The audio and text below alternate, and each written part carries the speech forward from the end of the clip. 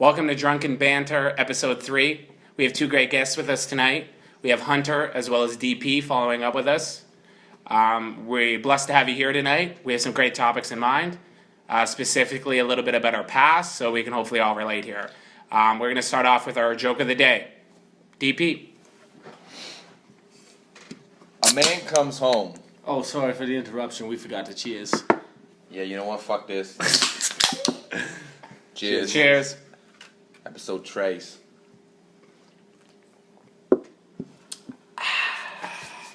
Back to the joke of the day. A man comes home with a bouquet of flowers for his girlfriend. And she says, I guess I have to spread my legs now. Her boyfriend asks, why, you don't have a vase?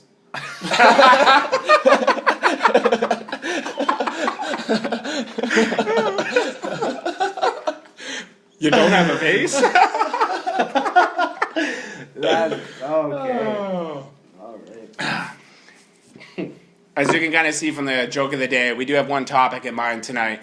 I feel we can all relate to this, and we're going to talk about ex-girlfriends or, for some listeners, ex-boyfriends. So, again, welcome to Drunken Banter Episode 3.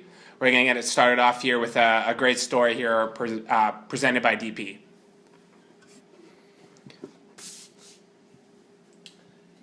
I think everyone can relate that there's plenty to learn from relationships when you're in them, when you're rearing, getting ready for one, but more relevant to my life is from the ones you reflect back on. I haven't been a man of many women, but the relationships I've had have been significant to me, and not because they were important to me at the time, but because what they mean for my life right now. The number one thing I learned from my relationships are what I look for in future relationships, so I don't repeat my same mistakes, obviously. And they teach me about my heart and what I'm really looking for, but more importantly, what I deserve and what's healthy for me. So I'll tell a little story that was quite significant to me at a time in my life where I was quite happy in a relationship that I felt was maybe, a little Princess Bride, a little Princess Leia in Han Solo, a little, it was special. It was fairy tale. It was Hollywood. It was beautiful. It was short-lived. So,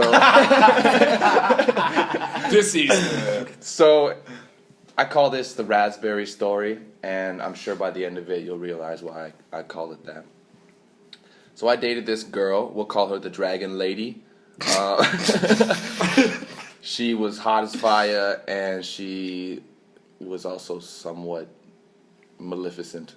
So I met this girl when I was 17, turning 18 years old, and we dated each other for 3.5 years.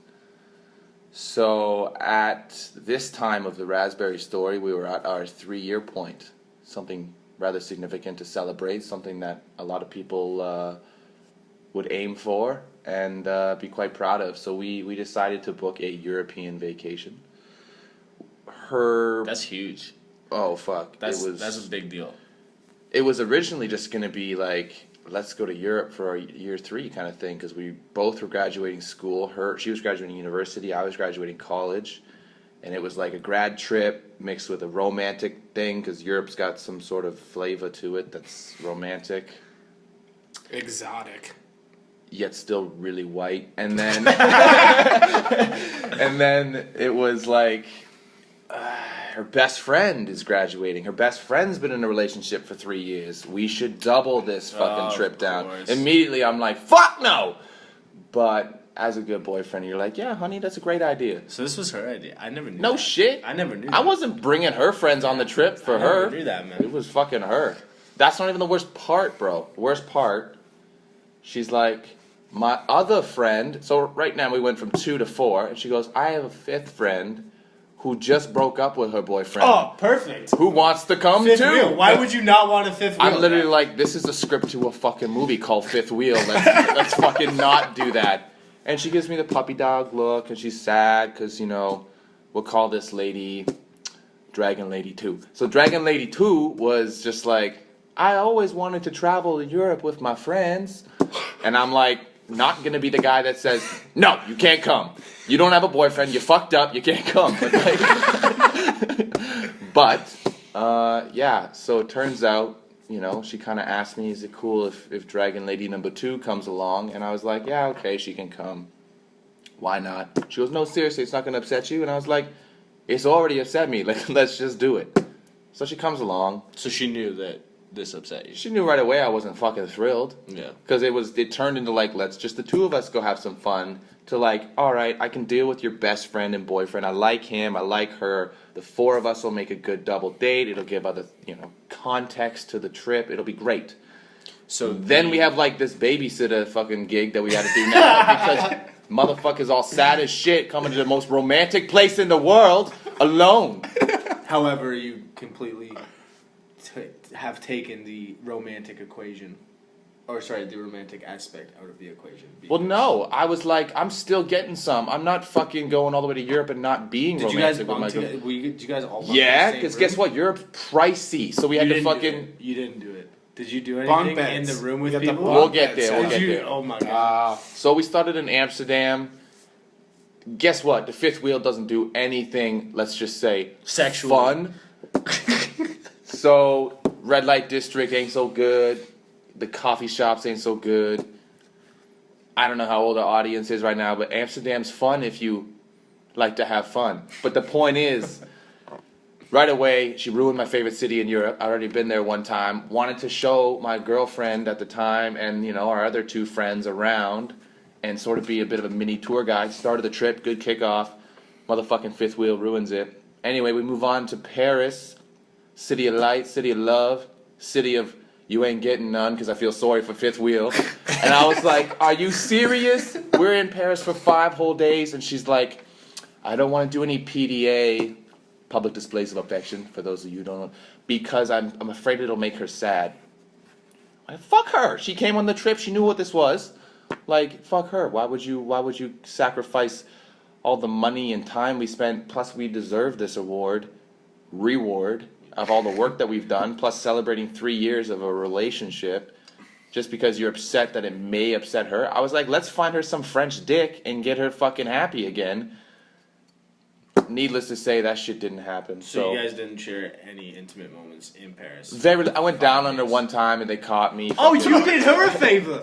You did her the favor. Okay. I'm an absolute Jedi with the chicks, and I'm a giver. I'm always been a giver. And I just want to see the women happy, right? Fucking, let's move on to why it's called the Raspberry Story. We got a little off track. So, we moved on to Barcelona. Things got a little bit better because she started drinking and everyone started loosening it up. And we went to the clubs, got a little more sexual, a little more year 3. Let's celebrate our love and romance and lust for each other. We were still quite young. Excuse me, listeners. Italy. Dun, dun, dun. Italy was the last fucking straw. So it turns out we're in Rome. Now, for most people, just being in Rome would be enough to have you be cloud 9. Absolute just, I can't believe our lives right now. We're so blessed. We're traveling the world together. We're young. We're healthy. We're educated. We're, in love. So the day comes where we're going to go visit the Colosseum. We're going to see the sights. I think it's day 2 or day 3 in Rome. At this time, we'd already been traveling for maybe 3 weeks. So I'm going to think for my girlfriend at the time, Dragon Lady, the novelty of traveling in Europe was slightly wearing off. The honeymoon phase, even though there was no sex, the honeymoon phase. And let me just really quite verify that again. There was no sex. In Europe. In Europe. In your travels in Europe. Wow. Because we stayed in hostels. There was other people sleeping in the room. I would have got off on that. That would have been fine. That hasn't stopped you before. Exhibitionist is my thing. That makes the best videos. It would have been great. Okay, no one's saying that. But we're saying that by Rome, I was frustrated. I was still being sexually sweet. Yes, frustrated sexually, yeah. But let's just get back to the day of the Raspberry Story. So we decide we're going to have an amazing picnic on this day. We wake up early. We go down to the grocery store. And I'm hungover as fuck from the night before. So I'm like, I'm eating nothing but fruit today. Don't show me anything but fruit. So I go down there. I buy blueberries, raspberries, that's right, raspberries, and strawberries. And I'm like, this will do. Water and berries, I'm good. And of course, I'm the only person who wants to carry a backpack. Everyone else wants to take photos, and it's hot, and they're sweaty, so whatever. I'm carrying the day bag for everyone. I got the blanket for the picnic. I got their other foods in there. Things are great. So about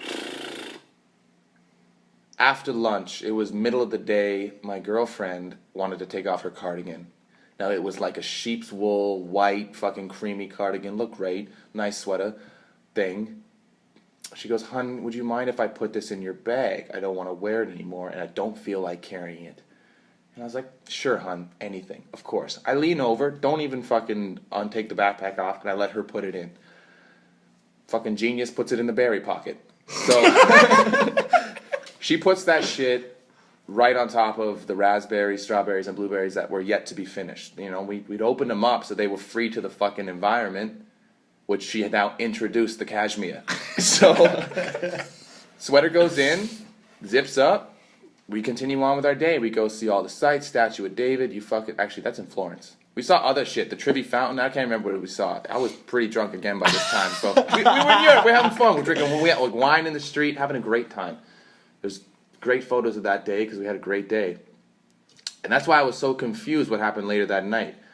We got back to the apartment, and you know, we're unpacking from a long day in the sun, long day in the heat. We're all reminiscing on the weird pizza that we ate today. We're all contemplating that every Italian who knows how to cook maybe left. And we decided that, you know, that was it for the night. We weren't going to do anything else. So I'm unpacking the bag, and I'm fucking taking everything out. And as like a dramatic scene, visualize this, I slowly pull out the cardigan first, and it's dripping in raspberry juice. You can no longer see, I don't know if it was the movement of the bag or the heat, but the raspberries had turned to water. They were like a fucking raspberry soda at this point. They were wet. And her cardigan did its best to soak it all up. So it was mostly red compared to what it had been before. She fucking freaks. Now, as I said earlier, we all shared that hotel room. So there's 5 of us in a room, a small room in Italy, in Rome. And motherfucker just blows her top. Dragon Lady goes, she breathing fire. So she literally freaks the fuck out, goes, what the fuck, DP? She never called me that, but what the fuck? What the fuck is this? Oh my God, you stained my sweater. Which my response was like, you put that in there. I didn't do that. But I was like, oh my God, hon, this is terrible. And she goes, that's an expensive sweater. As if she didn't hear me like start to apologize. Continues with the heat. That's a fucking expensive fucking sweater. That's fucking stained. That is not going to come out. And her other 3 friends literally had stopped what they were doing and looked at her because she was absolutely top of her lungs yelling at me about this piece of garment, this fucking shirt. And I literally was like, oh shit, well like I can try to get the stain out. Like, she goes, that stain's not going to fucking come out. That's fucking raspberry. That's not going to come out. That stained shit incredibly. That's a cashmere sweater, DP. That's not gonna fucking come out. You ruined it. It's absolutely ruined now. Like, fucking thanks a lot. Gives me all this attitude and sass, swearing at the top of her lungs, making a fucking scene. Her friends are literally standing there in shock that she has this reaction to it. My reaction was like, well, calm down. Like, we're in Rome, we're in love, I think, and we're enjoying our time with our friends here. Like, one hiccup. This is our first hiccup in weeks traveling. And I'd heard my advice from my parents and friends that, like, oh, you go traveling with somebody, you'll see who they really are under pressure and all that shit, under conflict, when you have language issues and all the whole thing. We hadn't seen that yet. But fucking Italy hit the fucking fan like doo-doo, and it was like spraying all over the room. Everyone was like, duck and cover, she's swinging. So she starts pissing me off. This is where I maybe shouldn't have said this, but she starts giving me this, like, you're buying me a new sweater. And I was like, well, how about tomorrow we go down and see if we can find some stain remover, and I'll see if I can get the stain out tomorrow. I'll watch. She goes, yeah, you better. You're going to fucking buy that stain remover. And I was like, it's like €4. Like, fucking, of course I'll buy it. Like, who gives a shit? I'll buy the stain remover. I'll hand wash it in the sink. I'll hand dry that shit. I'll hang it up. I'll do the best I can to get the stain out. She goes, you will never get that fucking stain out. You owe me a new, when we get back to Canada, you're buying me a new sweater. All this shit happens within like 10 minutes, just her blowing the fuck up. So I literally snapped. She had just done a fucking volunteer nursing program down in Nicaragua and Costa Rica. Yeah. She had seen third world countries. People had no shoes. People had nothing. Definitely no raspberries. Definitely no. Well, maybe. But I literally remember looking to her and being like, "Why don't you go tell your Nicaraguan friends about your sweater?" I literally dropped that line, and I was like, "Why don't you go tell them about your stained fucking cardigan while you're fucking on a vacation in Europe? Yeah. You spoiled brat." Yeah. I didn't say spoiled brat, but I just stopped with that ice cold like, go call your like tell your Nicaraguan friends like, shake your fucking head, look around, you spoiled bitch. Like, sorry, listeners. But anyway, next day.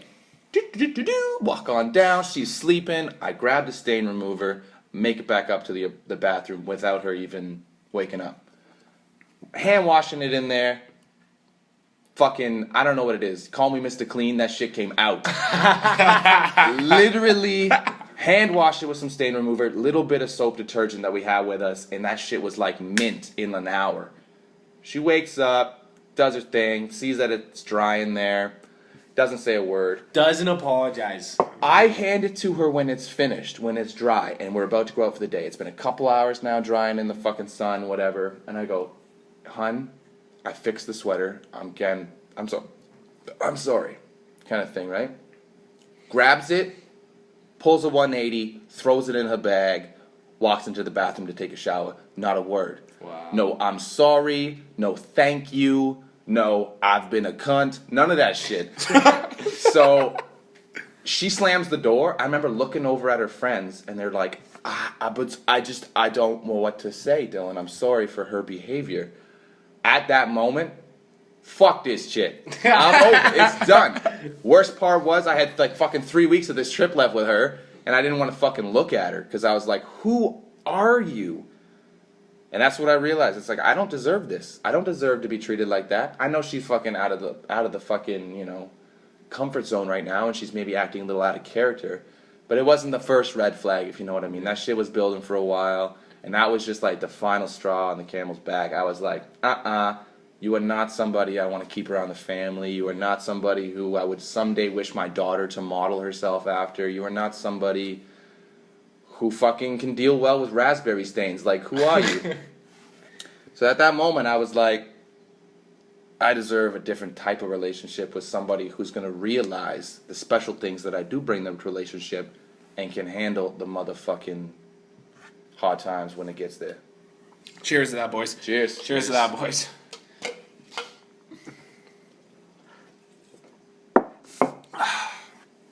Well, thanks for that great story there, DP. I know one thing for sure, I'm not buying raspberries for a couple weeks. But Never around the bitches. well, there's a reason she's your ex, so Yeah. eat those raspberries. You know what the worst part was? We got back to Canada, and anytime she got upset, we still dated for like 6 months later because I'm a nice guy who can be a pushover. I don't know. It's just hard to fucking break up with someone sometimes. Y'all feel that. But I called her raspberry for so long. Anytime she gave me any Raspberry. shit. No. Raspberry. That was like our safety word. Anytime she's got bitchy, which, she would get a little fucking aggravated at times. And if she ever said something that I thought was, okay, you're over the line again. You're crossing this fucking line that you're being, you're just being intolerable. You're fucking, shake your head. I'd just be like, raspberry. And she'd be like, fuck your raspberry. Like, she'd literally, like, get upset about it when I brought it up because she's embarrassed. Yeah. But, Well, listeners, let's start hashtagging raspberry moving forward. We'll get into my story. I'm going to jump in the time machine here and see how far back I can go. That was a time machine. Ooh, I'm here. I'm actually going to talk about almost the first time I fell in love and the first time I hated someone. So we could call this The Sixth Sense Part 2. Because that bitch dead, so... Let's be clear, she did not die. He did not murder anyone. No. She is just out of my life, swinging on some pole somewhere. Anyways.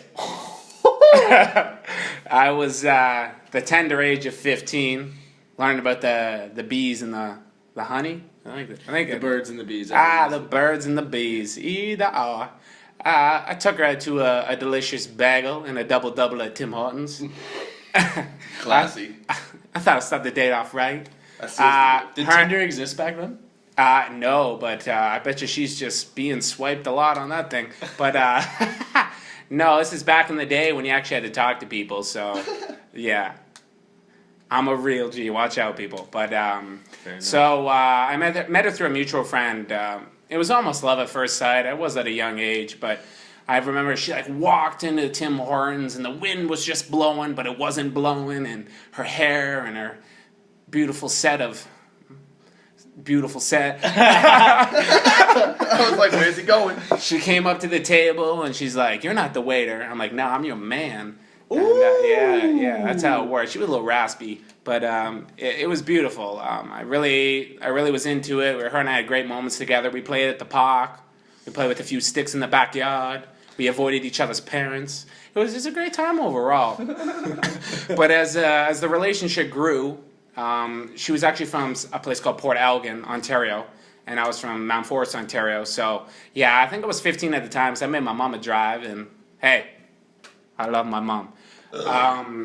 Anyways, Shout out to all the mamas out there. Yeah. We love you. yeah, happy Mother's Day. It ain't Mother's Day.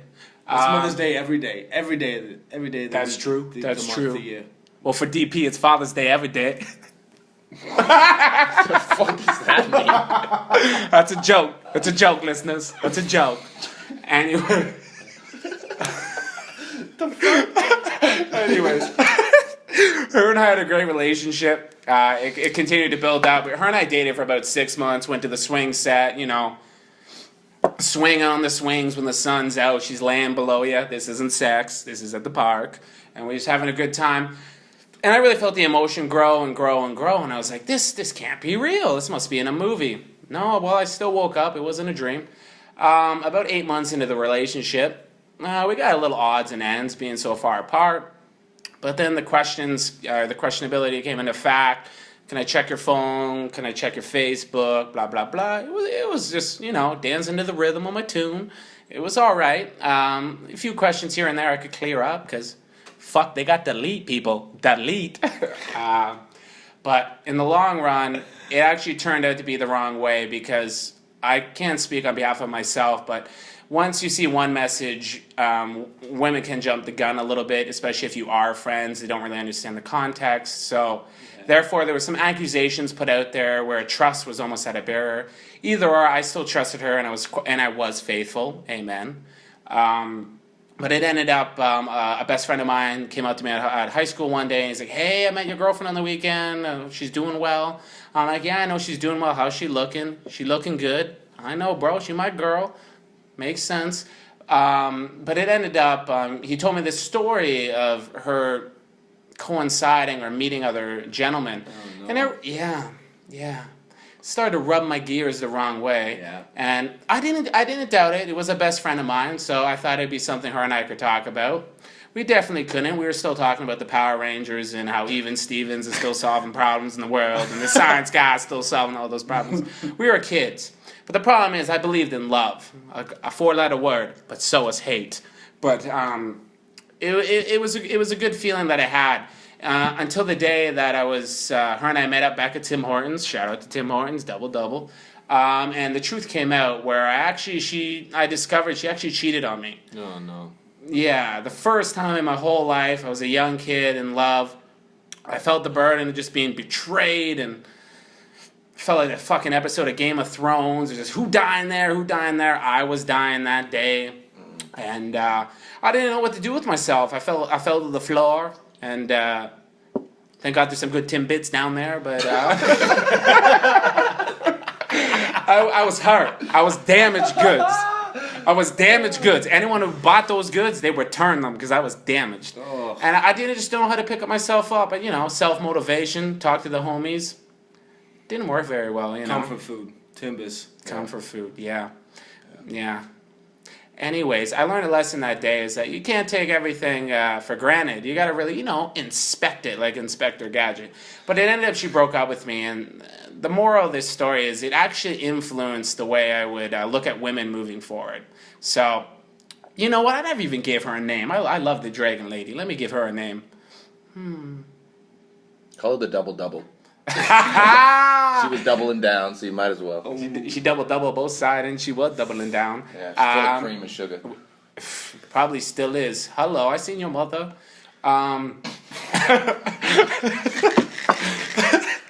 Shade. But no, moving forward, I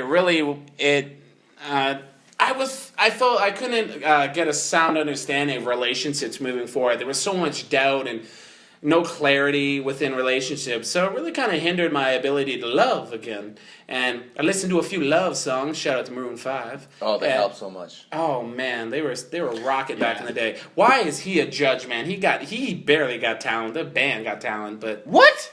Are you Adam are you Levine? talking about Adam Adam Levine? Levine. Whatever. He's what? come on. Come on, are you kidding me? What did he That's a invent? good Skinny God. jeans? I don't get what he did, but he did a few good tracks I could vibe to. Try to follow. Man, don't even get me started. Stop! You give me the sass right now. What are you, my ex? Like a Woo. But the moral of the story is that it made me really tough to love again, and all I wanted to do was love, and in a non-sexual way, feelings. And it really kind of hindered my ability to find the next great person and invest my trust into them. Moving forward, we're jumping back in the time machine here. And we're here. I'm in a very great relationship now. It's been a few years later, and I'm very thankful for that. I have a great support system, and it enables me to be myself. And that's something that she took away. It was very hard to be yourself after being cheated on. I'll speak to you as listeners. It's a tough thing, but you got to keep your chin up, and you got to keep moving forward. Cheating, it's kind of common nowadays. Look at the divorce rate, 50%. Fuck you. But Fuck you, divorce rate. Fucking statistics ruining people's marriages. Stop clogging up the Blockbuster parking lot. That's where they park. But on a serious note, it was a very difficult thing to overcome at a young age. But you have to be strong, move forward, push forward. Life is so long, and there's so much love out there. People, hug your neck, hug the person beside you. Let's have some fun. And if you're gonna have sex, wear a condom. And we'll leave on that. We'll pass it over to our guest Hunter Yo, I here. do have a question for you though. Oh, of course. Like, what are the repercussions of getting cheated on? Because I myself have been cheated on before. And how did you said you viewed women differently after that point. How did you view them? Like, obviously it was hard to open up. You found yourself guarded. How did you view them? Well, I don't mean to say this in a negative way, but it was more, I evolved to be more introvert with my feelings. I'd bottle them up, shake it up, and it didn't make me, I didn't almost feel like I was being myself. I was always holding back a little bit because I gave so much in that relationship, and just to see it essentially spit back on me, yeah, you know what you're talking, she knows what I'm talking about there. But it was just very difficult to open up and be myself. So it was hard. I found the best way is to almost be friends first, understand where they're coming from, what they want out of the relationship. Who they are. Essentially, it's maturity. I was at a young age where I took everything for granted. I thought it was meant to be, but I watched too many damn movies. So, oh, man, That's it. Yeah. But the moral is trust the person you love, have a great time, have a great relationship, but. It was just a stepping stone I think everyone encounters that you can always overcome. So just make sure, stay strong. And like they say, there's a lot of fish in the sea. If you're not a fisherman, fucking jump in the water. But either are. But no, I appreciate the question. It was very difficult, Hunter. But as I grew older and wiser, amen, I was able to figure that out. So we'll pass this over to Hunter, and he'll be able to explain the story. I think that's what I've learned from my previous relationships too, is that, it's a trap to become codependent in a relationship. You have to bring yourself to the table. You have to remember and stay true to who you are, because it's very easy to get lost in someone else's personality, someone else's being, habits. And if you lose yourself for who you are, you start resenting your partner. It's a slippery slope. You become unhappy, and that's what I found. happened with my prior relationships. Reflecting on it, I was equally as shitty at times as they were.